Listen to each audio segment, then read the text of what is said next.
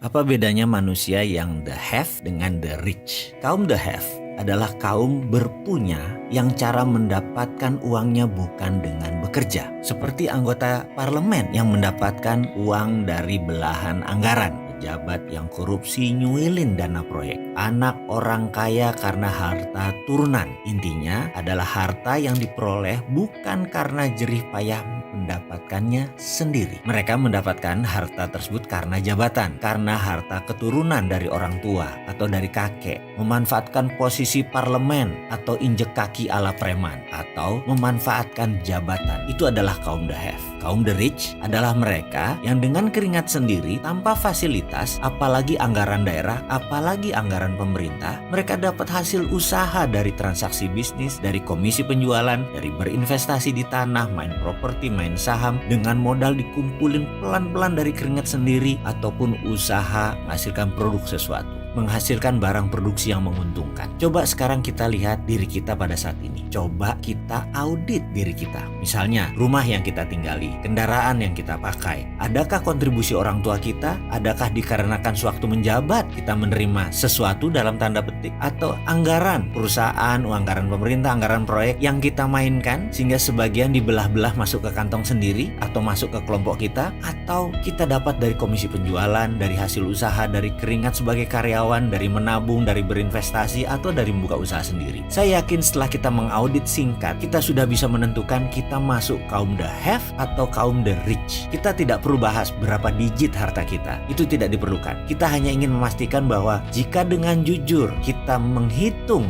harta kita bisa tahu di mana posisi kita. Apakah sekali lagi kita the have atau the rich? Kalau kita the have, cepet-cepet deh pindah ke golongan the rich. Karena setahu pengalaman saya pribadi, seberapapun besar aset Anda saat ini, kalau Anda didapatkannya dari the have, pasti tidak akan sustain, pasti tidak akan everlast, pasti tidak awet, bisa hilang. Yuk jadi kaum the rich yang beramal soleh, rendah hati, dan pembelajar.